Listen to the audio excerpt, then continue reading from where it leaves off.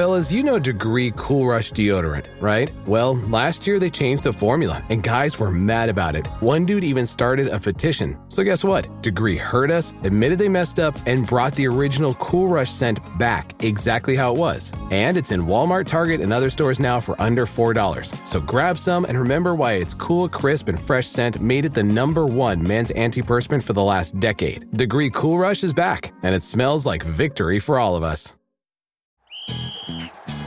Hilton brings you new ways to stay, with experiences that let you capture the glory days. Introducing the Graduate Hotels. Each inspired by local college towns, these stays are always original and never boring. Get in touch with traditions all across the country and enjoy a stay that's a class above the rest. Book at Graduate Hotels with Hilton Honors Points at Hilton.com. It's a win-win. Hilton, for the stay.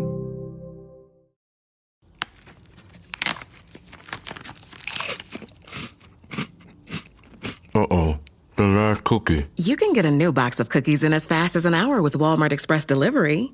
Are you my guilty self-conscience? No, I'm the voice offering you promo code EXPRESS for free delivery on your first order. Hey, who ate my cookies? You mean, these cookies? Order now. Welcome to your Walmart. Promotion valid for first express delivery order. $50 minimum subject to availability. Restrictions apply. Llévate más de lo que esperas todos los días con el nuevo McValue en McDonald's.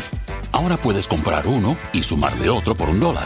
Así que cuando tu equipo favorito enfrente a sus rivales, enfrenta tus antojos con $5 Meal Deals. Y si estás corriendo para alcanzar el desayuno, corre al app para llevarte ofertas antes del cutoff.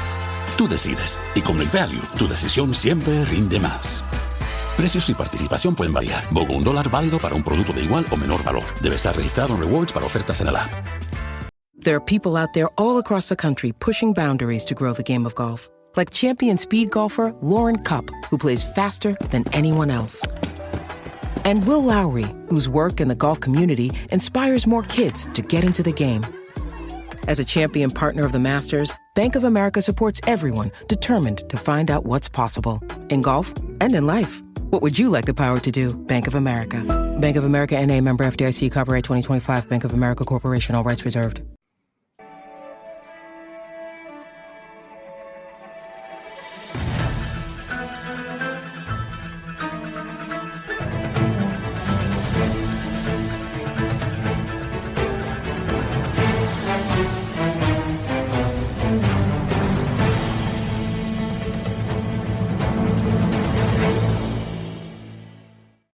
What is going on, everyone? Welcome to Birds of the Round Table. Today, we are breaking down the Eagles 2025 draft class. No, not Harold Fannin.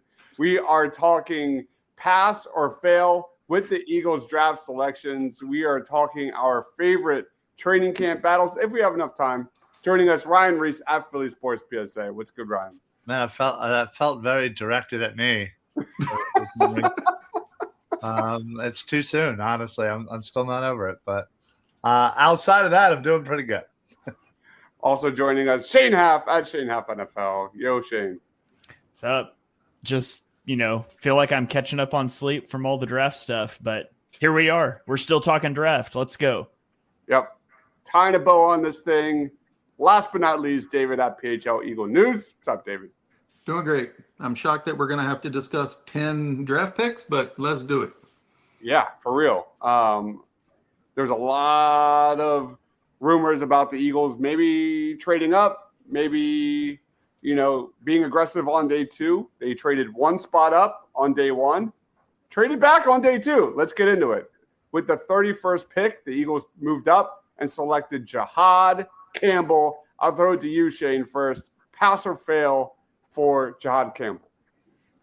Oh, I totally – I see now that you said pass fail. I was ready for letter grades. That's pass. I mean, that's a great pick in a draft that wasn't the deepest draft, medical things aside, because that's in play here, and he might not be ready to go right away. But I feel like Jihad Campbell was one of the sure things in the draft, and it's a position the Eagles don't typically draft.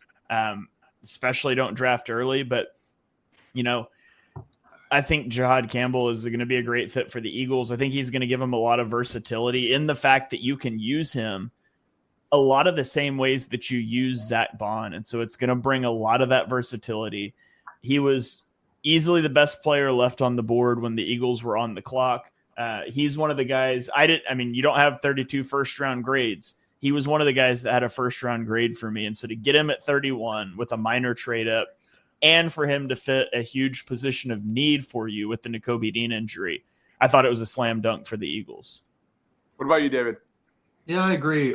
Not only was it a position of need, but it was also a position devoid of top tier talent in this draft. I had Jihad ranked down at like 17th, excuse me, and I don't think I had another linebacker until the 80s. I mean, I know some people had other guys. I know Carson went higher, but he was originally recruited as an edge rusher. I mean, he's going to probably be, off-ball linebacker here, but he brings a lot of those skills that Fangio's going to have a lot of fun with. So I'm excited to see what he does.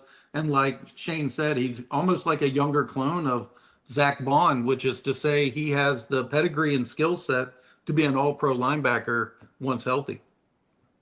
Yeah, the Zach Bond clone vibes are in full effect. What about you, Ryan? Pass or fail? Yeah, this is an easy pass. We joked during the show that what's better than one Zach Bond? It's having two. And with the uncertainty of the rest of the linebackers, and their, the future of the position, I think this was such a slam dunk. Again, I'm still in shock that we actually picked a linebacker. Yeah. One of my favorite reactions from the watch party was Ryan flipping out and screaming. That was a lot of fun. This is obviously a pass for me. You guys probably already know my thoughts on this selection, but I'm going to go with 3 fun facts about Jihad Campbell. He was born in New Jersey, just 20 minutes away from Lincoln Financial Field. His name, Jihad, means struggle or effort. What's more Philadelphia than that? And in his first start for the Alabama Crimson Tide, this dude had 14 tackles and an interception. That's pretty awesome. And I'll have fun facts for the rest of the picks. But this is obviously a pass for me. I was ecstatic. It was one of those selections. The morning after, I was even more happy about the versatility, the chess piece, combination between DeJean and Bond and now Campbell. Assuming he's healthy, is going to be a lot of fun. Marshawn says Ryan and Dives have graded this draft every day this past week. The question is, do the grades change each time? No, it's been pretty A plus. Pretty consistent. Maybe that changes as we get later in the draft. Let's move on to Andrew Makuba, pick number 64. There was some debate between him and Xavier Watts, 2 safeties that thrived, in coverage as a deep safety. Let's throw it in reverse. Ryan, pass or fail? Yeah, this is a pass. Just, the fact of the matter is, safety was such a big need. There's, I guess we'll never truly know why they were trying to trade up, to 22 with the Chargers. Was it for Jihad? Was it for Malachi Starks? But either way, they knew they needed a safety. And they had 2 really good safeties to choose from. And I think Makuba was more of a scheme fit than Watts. Obviously, it seemed that Vic Fangio was kind of leading the charge here, and if he preferred Makuba, I think I'm all over that. So I love it. Again, big fan of his since his Clemson days. So it's great to see him come and be an Eagle. What about you, David?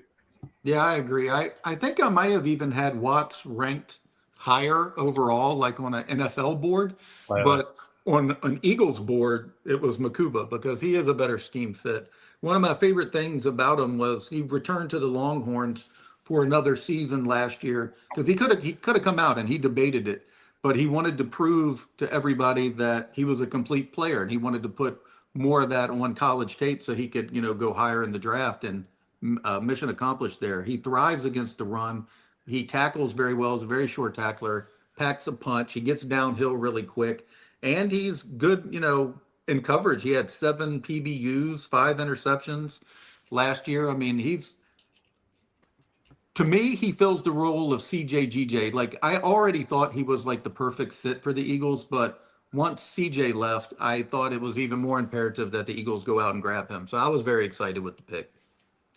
What about you, Shane?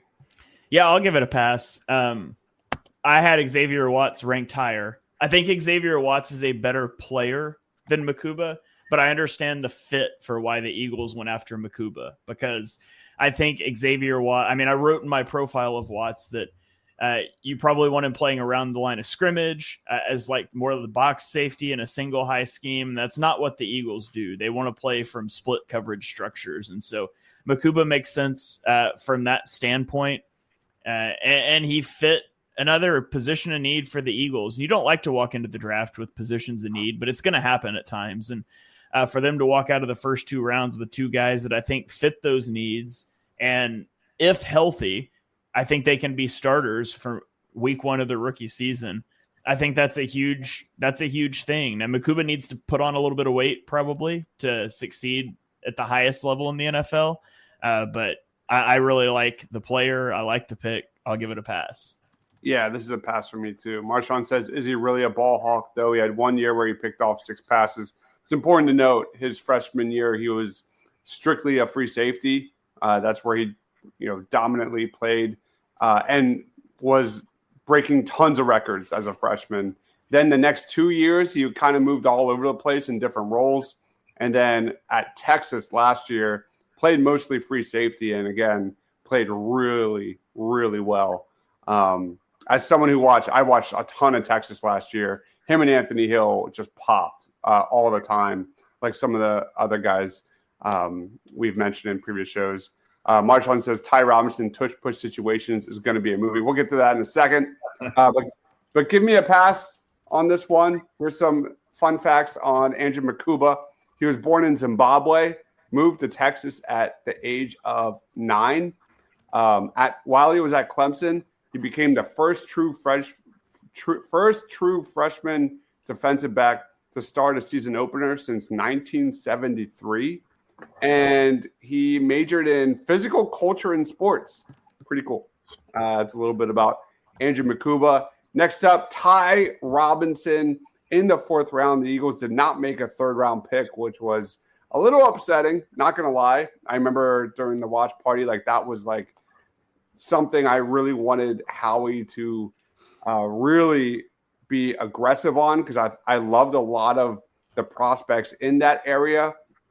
And I'll be honest, I don't think the board was very favorable to the Philadelphia Eagles. I feel like the run on tight ends and different things. I think Howie kind of retreated and said, we're going to crush and make some value picks on day 3, which was a little frustrating. I'm not going to lie. Throw it to you, Shane, first. Pass or fail, Ty Robinson. Yeah, I didn't watch Ty Robinson, and I still haven't had a chance to look at him a whole lot. And so I can't talk a ton about the player. I've looked into him a little bit, and I have liked what I've seen. He's got some crazy bend and can play all over the defensive line, and we know the Eagles like those guys. But there were just a lot of guys there that I would have liked in the 3rd round. So I'll give this one a pass, but I didn't like trading back in the 3rd round, and I didn't like how they continued to just trade back. So I'll pass this one. I'm going to watch some more of Ty Robinson and get into him a little bit more. I like what I've seen so far, but man, there were several guys that I just really liked that were there that the Eagles didn't get the chance to take. Yeah. What about you, David? Yeah, I feel exactly like Shane. There were other players. It's a pass, but it's like a C+ kind of pass. I feel like this is kind of how I felt about Will Shipley last year. It's great pick. But I did not watch tons of him either, because from the first time I watched, he kind of lacked lateral quickness, which is something the Eagles normally value at that position. And he didn't really, show a lot of that on tape. So he was one of the guys who I watched just a little bit of and moved on from. he does bring, the ability to create pressure, interior pressure, which I do like, and his versatility.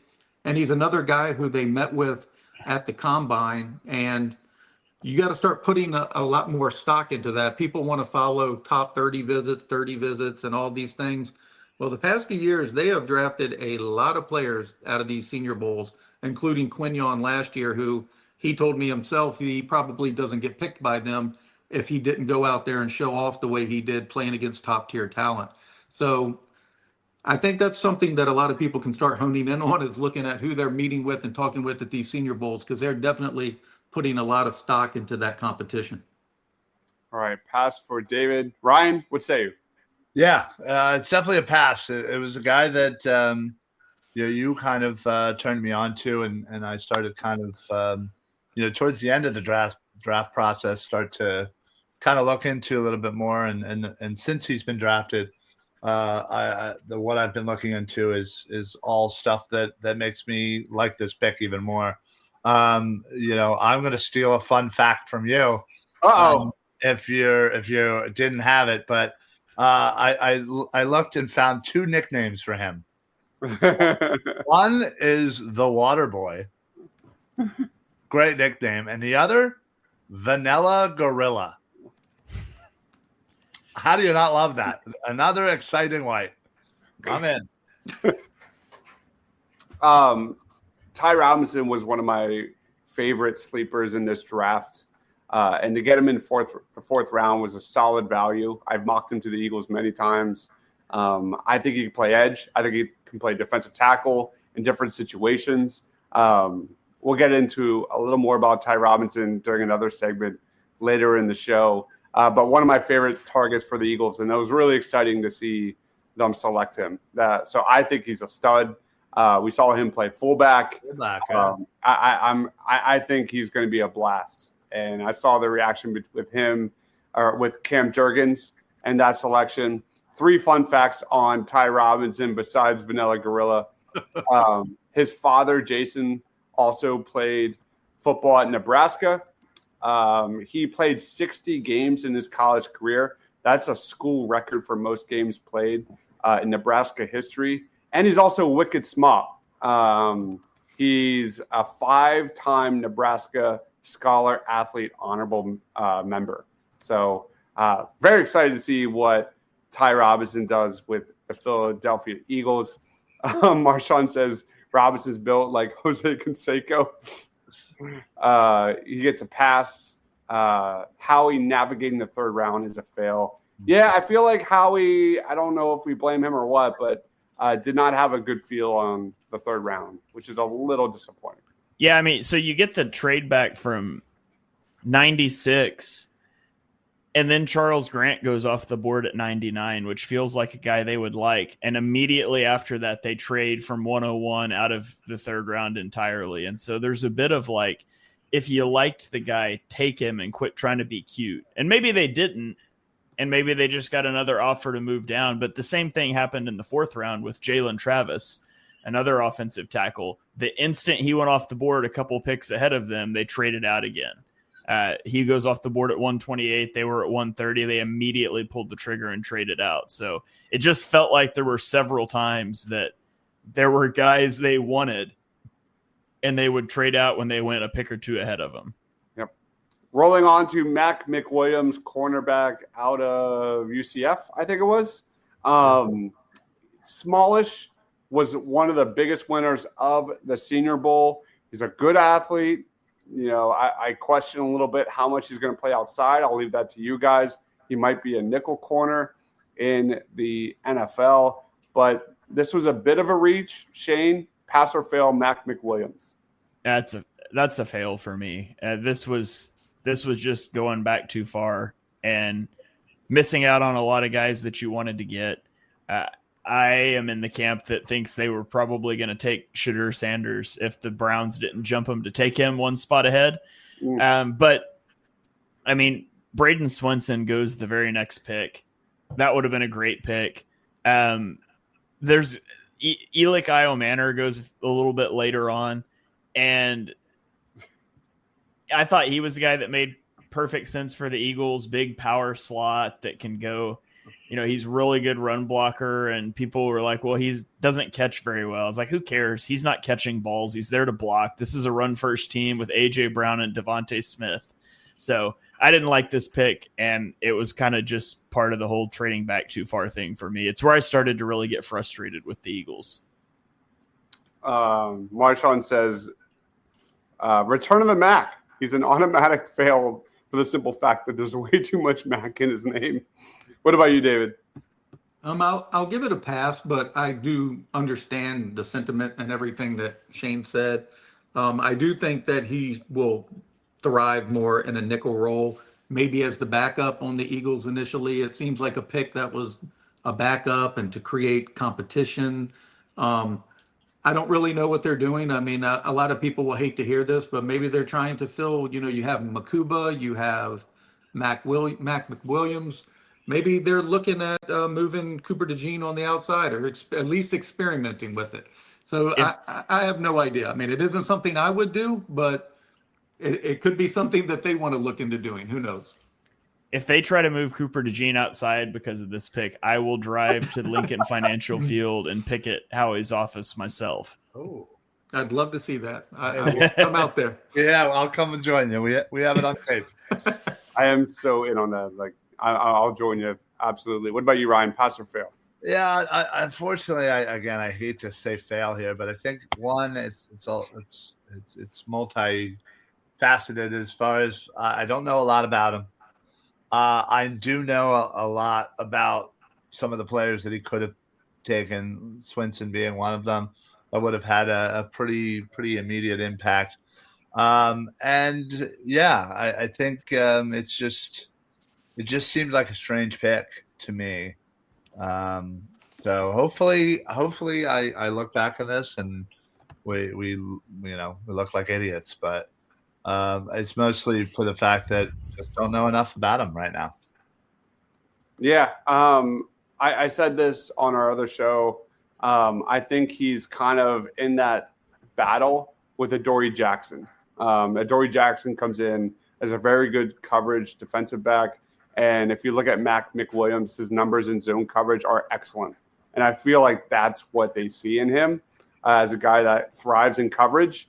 Maybe a nickel defender down the road or initially. I don't know specifically, but I give this a fail because I was one of the biggest Braden Swinson guys for the last few months. Like that, I wanted him so bad. Yeah, he didn't have elite explosiveness, but I thought he would have been a really fun addition.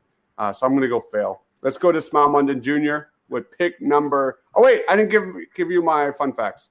Mac McWilliams, top 3 fun facts. His full name is Dakarian. To me, that's like screams Game of Thrones for some reason, which is pretty cool. Wait. What? Dakarian. How do you get that? How do you get Mac out of that? I don't know. But I got one better. My next fun fact is his older brother, his first name is Fish McWilliams. Fish? That sounds like a sandwich from McDonald's. And then he also played at UAB before Mac transferred to UCF.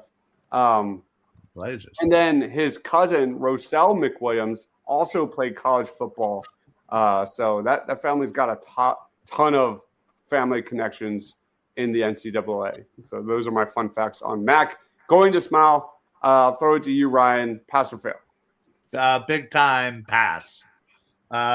This is a guy that I've watched for the last couple of years, and it's been an up and down process for him. He was once one of the top linebackers, and heading into this past season, he again didn't really kind of shine the way I think we were all hoping. And yeah, I still think he was a leader on that defense. And he'll come in knowing half the team probably, and I think it's a great thing to do anytime you can give somebody already a leg up, and it's a position of need because, again, as I said with Jihad, there's a lot of uncertainty behind outside of Bond. Jihad may not be ready to go right away, but maybe Smile might be right there with Trot, trying to figure out who's going to start that first game. All right, pass for Ryan. David. Yeah, I give it a pass. I do think we're at the part of the draft, including Mac McWilliams ahead of him, where Howie had, what does he have, 7 picks from there on out? He's throwing darts. If 3 or 4 of these guys make the 53, it's great. Smile is more of an insurance policy, I kind of think, than anything else, because Dean's hurt. Jihad, is on the mend. I think he could be a special team standout early on, but he moves around great. He's very good in space. He closes it quickly. And then you have the pedigree that they're all coming from Georgia, and they've all been, coached at the best level that the colleges have to offer. He was a standout all the way back in 2022 and the year with their national championship. Last year, I think he only had like 57 tackles, but I see him more as an insurance policy, but same that I felt with Mac McWilliams. If you're creating competition and you're bringing in the best athletes that you have at the positions of need at this point, because that's mainly what you're trying to do. The Eagles didn't really have many competition at nickel for Mac McWilliams, and they were pretty devoid of talent at linebacker right now due to the injuries. So I think it's, a great pick in that aspect alone. What about you, Shane? Yeah, I'll give that one. He was in my top 100, and they got him at 161. So I think that's a good use of resources, even though you've already taken a linebacker at that point. He's small, super athletic, a lot of special team snaps in his career. But despite the fact he's small, he's also a really good tackler. So he's going to struggle in the run game. He's got pretty good coverage ability. He's also got some injury red flags. He's missed a lot of time with various injuries, but I loved that pick at that spot. Yeah, given how much the Eagles dropped back their linebackers in coverage with Zach Bond and Nakobe Dean, the fit is intriguing for sure. And this is where I think the theme of like home run swings begins. I think Munden, he missed 7 games as a Bulldog, needs to stay healthy, needs to stay on the football field, but the athleticism is there. The tape is actually pretty promising, and we'll see. My fun facts on Smile Munden. Here we go. He was a 5-star recruit out of high school. He was one of the top recruits nationally. He played all 15 games as a true freshman for the Bulldogs in 2021. And here's my favorite one. He's bilingual. His parents are from the Ivory Coast, which is a southern coast of West Africa, and he can speak both French and English. Pretty fun. All right, let's roll on to Drew Kendall, interior offensive lineman with pick number 168 in the 5th round. Lead us off, Shane. I don't know. I mean, we're in the 160s. Like, I do think it was funny that people were getting mad at me on Twitter for saying the Eagles had too many picks, and like trading back, acquiring more picks just didn't make sense. And then they praised this pick because they were like, we need a backup center. And I was like, yeah, we drafted one last year, and then we had to waive him because we had too many guys. And it kind of proves the point that you can have too many picks. But I mean, it's fine. They needed a backup center. I'm always fine with Stoutland getting offensive linemen he likes on day 3. So I guess I'll give it a pass. I don't know really much to say about most of these guys that are left except for Cameron Williams. David. I really like this pick. His dad was a 1st-round pick, so he comes from, the pedigree, the bloodlines. It's Howie had mentioned it's very hard to find centers because it's a very center-deficient league, I believe is how he worded it.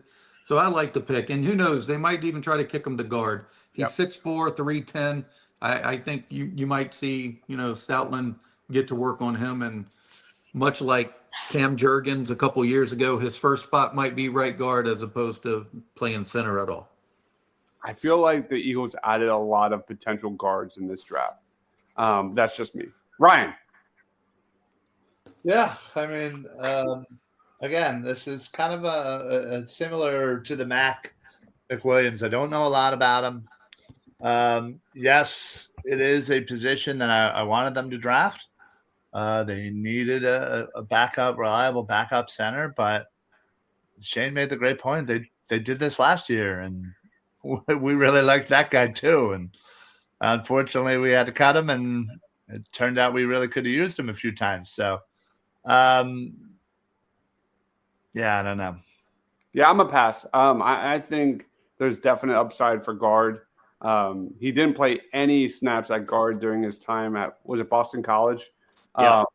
And he played pretty much all of his high school career at guard.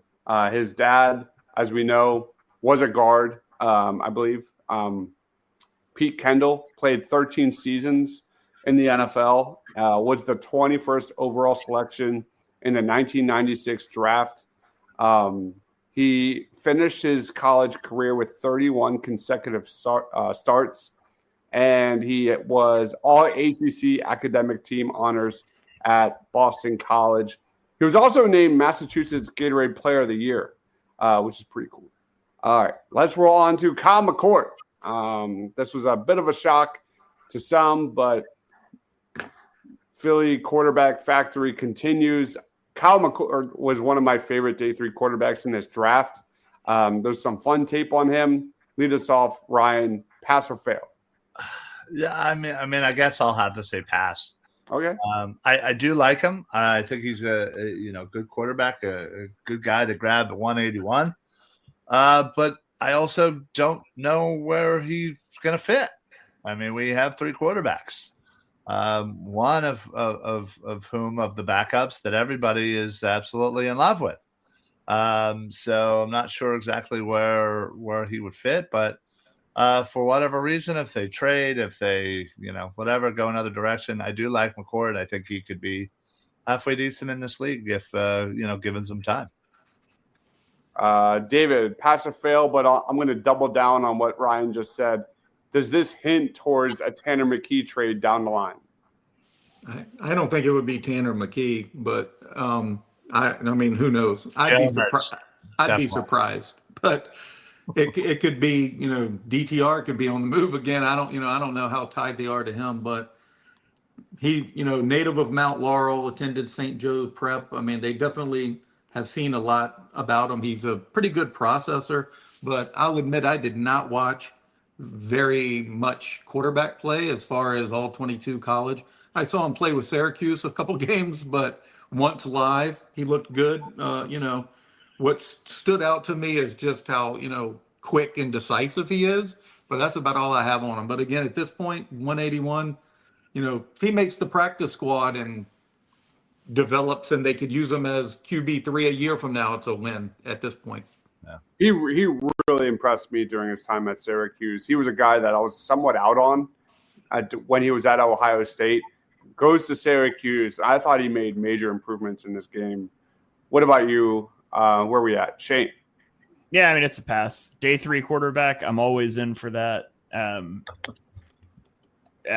think those are good darts to throw. I think you should be taking a day 3 quarterback and a day 3 running back about every year or every other year. So you take McCord. You don't have to keep DTR. He's not any good anyways. So Kyle McCord can go beat him out and be your QB3, and that's a good spot to be in. Brandon says trading McKee is next, keeping the factory rolling. What are you guys going to do? I've been checking out. What's up, Grabby? Thanks for joining. Fun facts about Kyle McCord. He set multiple passing records at St. Joe's Prep in Philadelphia. He led his team to 3 consecutive state championships, set a Philly Catholic League record with 6,800 passing yards and 88 passing touchdowns. He majored in communications at Ohio State, so maybe he joins Jason Kelsey down the road. Who knows? And then during his time at Syracuse, he had a weekly radio show titled The Kyle McCord Show, and he has a potato chip named after him. I'm surprised this hasn't taken over yet. It is through the brand Terrell's, and it's flavored honey barbecue sharp cheddar potato. So, not gonna lie, that sounds pretty good. Now I need to try that. Honey barbecue sharp cheddar potato. There you go. There you go. It's a wild combo.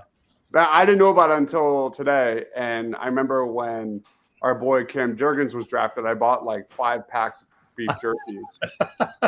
So you're gonna buy some chips now? Is that what you're telling us? Buy some chips.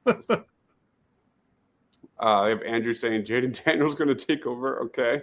Sure. Thanks for chiming in. Yeah. Let's roll on to Miles Hinton, offensive tackle out of Michigan with pick 191 in the 6th round. Ryan, pass or fail? Ryan Reynolds here from Mint Mobile. I don't know if you knew this, but anyone can get the same premium wireless for $15 a month plan that I've been enjoying. It's not just for celebrities. So do like I did and have one of your assistants switch you to Mint Mobile today.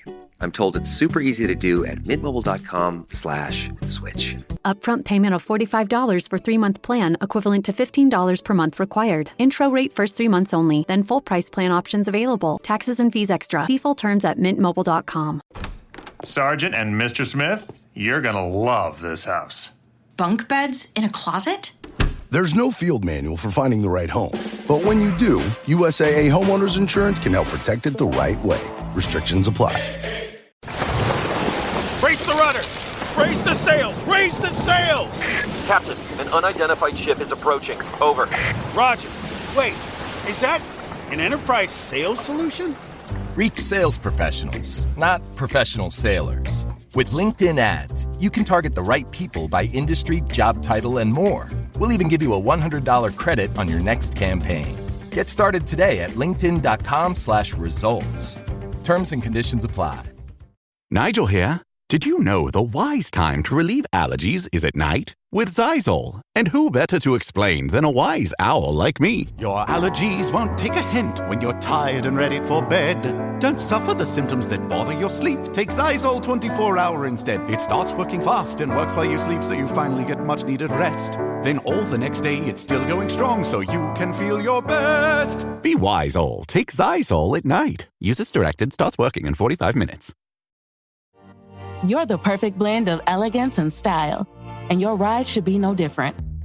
The 2024 Hyundai Sonata Hybrid meets all your needs, from business to brunch and everywhere in between. With head-turning details like a sleek front end, plus stylish interior, and an available 12.3-inch digital instrument cluster and seamless tech integration.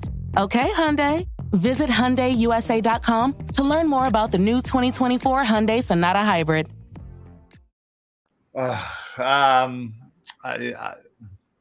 hate saying fail, but yeah, fail. Yep. I said it. Okay. I don't know a lot about Hinton. I love Cameron Williams' pick a lot more than I do this pick. I just am not really sure. Maybe they're just trying to hedge their bets and hope that one of these guys can stick around to be a swing tackle, some depth piece, but still, I mean, I guess, it's the 6th round, so whatever. David.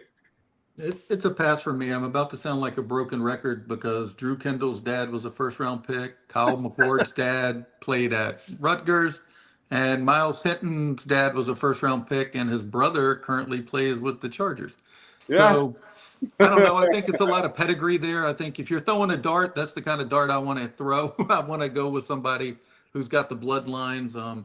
He started 31 of 46 games at Michigan. Again, his mother was an athlete too. She played basketball for Northwestern. I mean, I think he's got all the bloodlines. So at this point, I don't really know what else to say about him, but I'd select him at 191 just for those reasons alone. All right. What about you, Shane?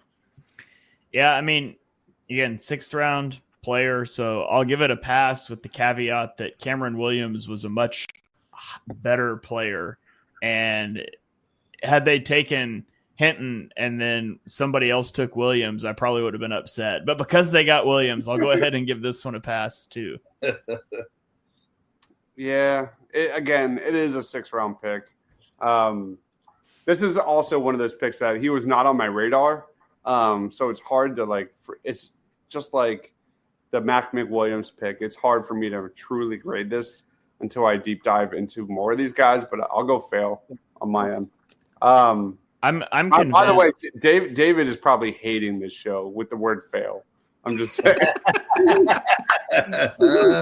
I am convinced. Brandon is coming in here in our chat and just convincing me even further that Washington fans don't even know what they're watching when they watch television, because he said, I hope you fixed your leaky run D when the Eagles had the second best run defense in the NFL last season.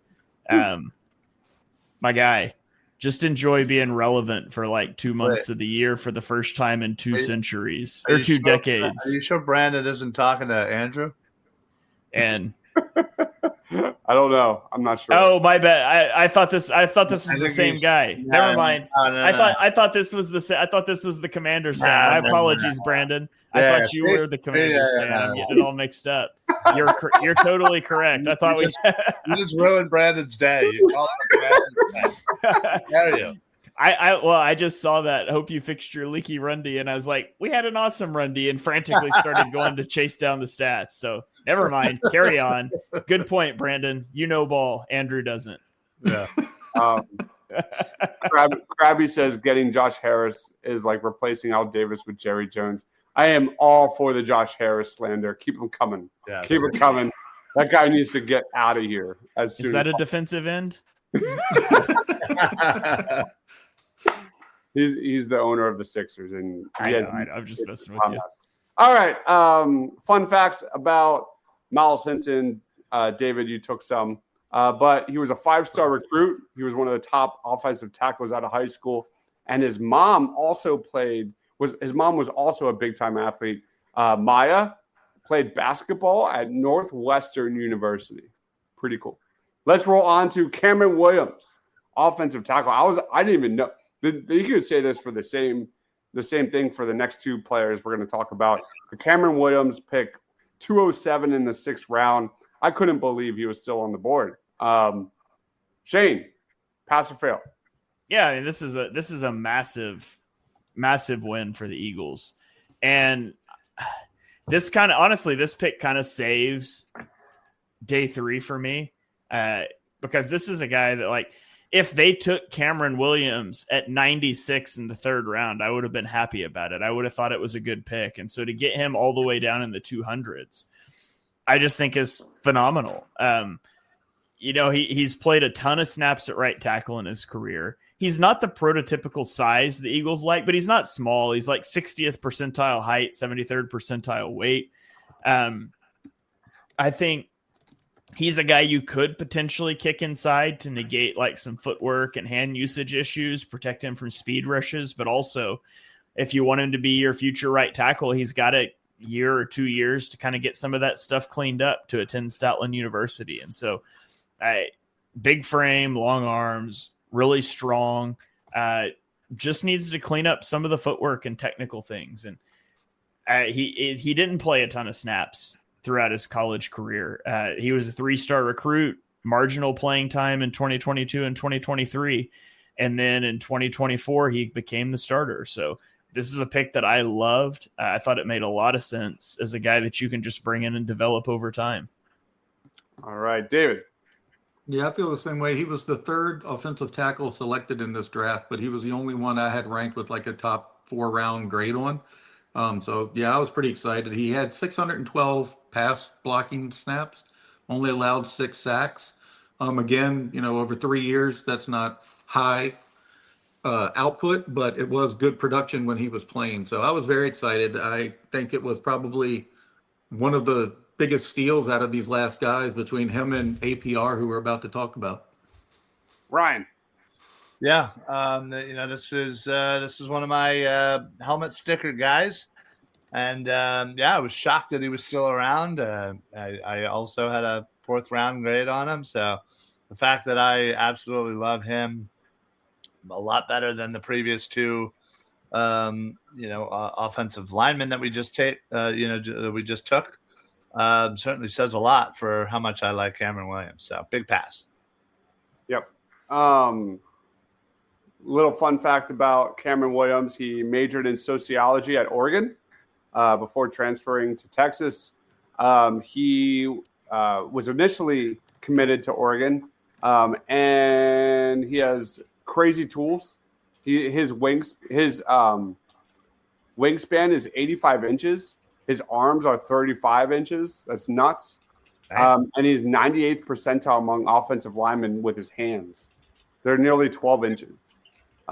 Pretty nuts. Now that's the fun facts. The bad facts. Really struggled against Georgia and Ohio State last year. Gave up 2 sacks and 3 pressures and 10 quarterback hits in 2 games against Georgia last year. And then against Ohio State, gave up 5 more pressures, 2 sacks, and a quarterback hit in that game as well. So he's a guy that's widely considered a first-round talent had he returned to Texas, but he is entering Jeff Stoutland University, and I'm excited. Give me a pass. I'm excited. These toolsy guys are exactly the kind of guys that we're looking for.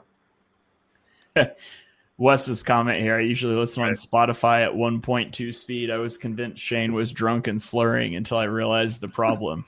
And that's lightweight stuff. I listen to all my podcasts at like 1.5 speed, and some of them I kick up to 2.0. So, oh my God. If you start, I don't know, it's crazy. Like I started at 1.25 and then it went to 1.5.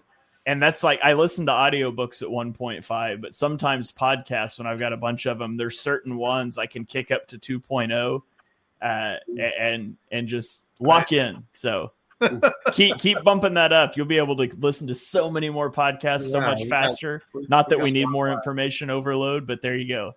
Thanks for watching. Last but not least, Antoine Powell-Ryland, another guy I could not believe was sitting there with the last pick in the 6th round for the Birds. Shane, pass or fail? So I don't know anything about him really. I have not made it to watching anything on him, and it's fine.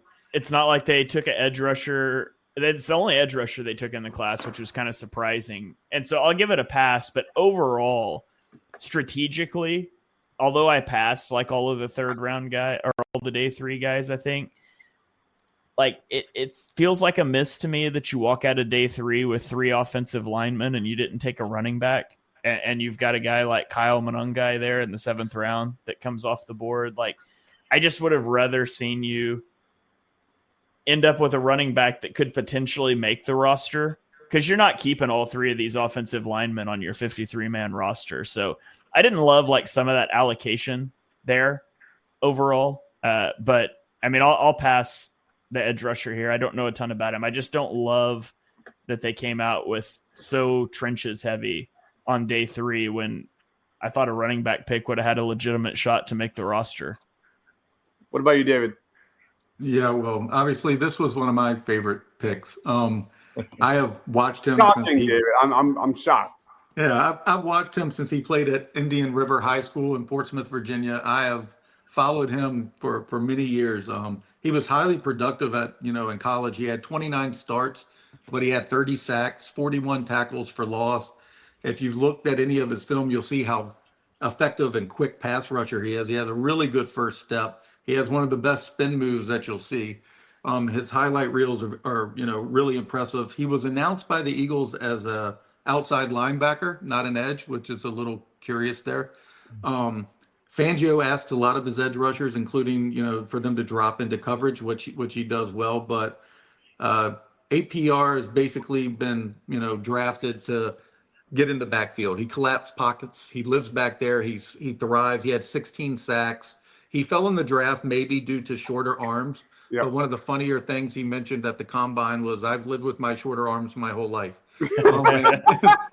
And I got 16 sacks this past year. And to be fair to him, arm length is not quite as important at the edge position as it is like offensive tackle or something, in my opinion. So I don't know. I think, he's got an arsenal of pass rushing tricks, and he held his own very well at the Shrine Bowl. So I'm really excited about him. Of all of the players at Virginia Tech, him and Tootin were probably my 2 favorite ones, with Strong probably coming in 3rd. So I wouldn't have just gave anybody a passing. I could have gave him an incomplete, because you're right, I can't fail him. Ryan. Yeah, this is a big time pass. Yeah, it's funny. Yeah, the two of my favorite picks are the last two picks here. Yeah, this is a guy I remember watching earlier this past year, and I mentioned it, and David, obviously gushed all over him, and was big fan, and yeah, this is fun, man. This is the kind of stuff you love seeing, and glad to add him to the rotation, and hope that he can stick and get himself some snaps and get him after them quarterbacks. Yeah. When I was making my shorts for college football winners of the week, Antoine Powell-Ryland had a few of those. So he had some big games, some really big games. And that kind of leads me into my fun facts. He became the first Virginia Tech player since 2005 to get double-digit sacks in the season. He also had multiple games with 4 sacks. That ties a school record. He is a member of the Montgomery County Boys and Girls Club, and he apparently, is often joining those clinics and speaking about education, which is awesome. And he's also pursuing a degree in communication studies with a minor in leadership. So that's pretty fun. So that's a little bit about Antoine Powell-Ryland, APR, as we'll call him for the foreseeable future. Let's roll on to our next segment of the night. Describe the Eagles draft in 3 words or less and give it a grade, A to F. David, lead us off. I'll go with too many picks, I guess, and I'll give it a B. What about you, Shane? Well, I wrote down too many picks. No way. Are you serious? Yes. That's insane. How? What? Too many OL. I'll change it. Too many OL. And I'll give it a B+. All right. What about you, Ryan? Got a linebacker. Couldn't be happier about that. Yeah, I'm gonna stick to my my A. I think this is really good as far as getting 2 impactful guys in the first and second round, getting a lot of really good depth pieces, and crushing the end of the draft with Williams and APR there. So yeah, I was a big fan. I made a video earlier and I gave it a B. I'm going to stick with a B. I'm happy about the moves. I would have liked to see them be a little more aggressive on day 2. Again, I thought it was going to be more quality than quantity, and Howie clearly thought differently. And who am I to judge? So I'm going to stick with a B. Let's go on to our last segment. Now that we know a little bit more about the Eagles depth chart, the Eagles can sign some players now without impacting their comp picks for the following season. But what is your favorite way too early training camp battle to watch, Shane? I don't think it was changed by the draft. I think it's still Keely Ringo against Adoree Jackson. Who is going to start at boundary corner is probably the biggest thing up in the air for me. I mean, I thought about going Makuba versus Brown, but I think Makuba already won that unless training camp's just a disaster. I don't think Fangio really trusts Sidney Brown a whole lot. So I will stick with what I would have said before the draft. It's Keely Ringo and Adoree Jackson. David. Yeah, that's where I was going as well, but I guess I will pivot to Trotter Jr. versus Smile. Nice. I think they have a similar role on the team, and I don't know what they think of Trotter Jr. moving forward in that aspect. So I am curious to see how that shakes out, because Bond and Jihad, assuming he's healthy, are going to be on the field, and they brought in Gant, so they're only going to probably keep 4 off-ball linebackers. I think that's what they did last year, 4 or 5. So I don't know. It'll be interesting to see, because they kind of have very similar roles, special teams, standouts, and very similar skill set. Just in reverse, one pounds the run, one's better in coverage. So maybe they rotate them. Who knows? Crabby says call him small. Why he's not as good against the run. Yeah. Right. Yeah, honestly, you guys just took the 2 ones I would have taken. So I'll pivot to the right guard spot and Tyler Steen versus the field, I guess, if you will. Whether it's Kenyon Green, again, first round pick, who's kind of had a rough go. Maybe Trevor Keegan is somewhere involved in that fight as well. Again, I'm not really sure what, but those are the only three position battles that I think aren't really already over. I'm going to go Moro Jomo versus Ty Robinson. I think that's going to be a really fun battle to see who gets that third defensive tackle spot. Moro Jomo, his advanced stats were outrageous last year. He had the best pressure rate. I don't know if that's true or not. 11.9%. Shane, correct me if I'm wrong.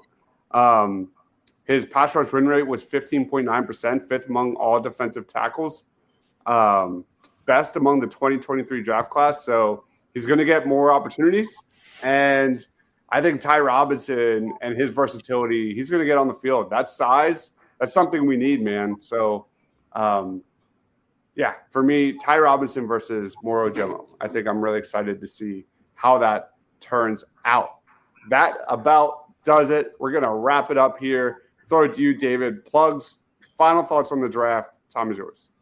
Yeah, I like the draft. I just think it went very different than expected. I thought the same that you did, that they were going to try to get, quality over quantity. He obviously, viewed the board much differently. I come out of it with the biggest shock for me was them not addressing the tight end position.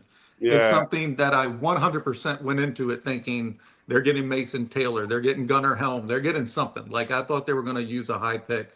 So I was a little surprised by that. The only disappointing moment I had was when they traded back with Charles Grant there at 96. I just thought for sure they were bringing William and Mary Guy in. It just seemed like it just fell perfectly. And maybe a little mildly surprised that they didn't address right guard. I mean, I guess if you had to guess now, Tyler Steen maybe is the favorite there. But aside from that, I like all of the long shots, so to speak, that they threw darts at the end of the draft. I just am surprised that they didn't try to move up in the third round, whether it be for tight end or, maybe a better guard, maybe like somebody who could have been multi-positional like Charles Grant. Do you think there's any chance that we see Cameron Williams and Holland Pierce move to right guard? Maybe. I mean, they brought Matt Pryor back to compete there too, I would suspect. So, I mean, it's, maybe. High Becton vibes. A lot of big boys there that could. I definitely think that played a big role in Drew Kendall as well. I mean, I think, Stoutland has as big a voice as Fangio does as far as the war room goes. So these guys were picked for a reason. So I just realized I never gave my Eagles draft in 3 words or less. My Eagles draft in 3 words or less was Merry Christmas, Fangio. It was very obvious that he had a huge input in this draft. And we said so many times that we always say in Howie Roseman we trust. This season proved in Vic Fangio we trust. And I think Howie paid it forward and said, here you go. Who do you want? So, Shane, final thoughts, plugs, time is yours. Yeah, the Eagles have been remarkably defense heavy early in drafts over the last couple of years. And 2023, their first 2 picks and 4 of their first 5 picks were defense. In 2024, their top 3 selections were on the defensive side of the ball. In 2025, their top 5 selections were on the defensive side of the ball. So rebuilding that defense, because, you've got a star-studded offense, so keep throwing darts at the defense. But, follow all these guys on Twitter. I'm on Twitter at ShaneHalfNFL. Johnny and I are going to have a show coming out on Thursday. We're going to have Devin Jackson from the Inquirer on to talk through some of the Eagles draft selections and get his thoughts. So you can tune in for that one. It'll be up in the podcast feed later this week too. And Mark and I think, are going to do some draft grades for the NFC tomorrow on Chalk Talk. So Chalk Talk will be back now that Armchair Scouts is sunset for a couple of months, and we'll keep Kevin content coming your way. So stay locked in and let's make it through the summer together. I hate that Cam Scatterboo went to the Giants. I legit. Anyway, Ryan, final thoughts, plugs. Yeah, it was another fun draft season with everybody. Can't wait to I mean, I shouldn't say can't wait because I already have. But start more draft content for 2026. And yeah, obviously make sure everybody's following everybody here. And yeah, I don't know. Got a freaking linebacker. What else do I need? I'm good. All right, guys. Thank you, everyone, for watching. Make sure you follow Ryan at Philly Sports PSA. He is David at PHL Eagle News. And then my man Shane Half at Shane Half NFL. Thank you guys for watching. Thank you guys.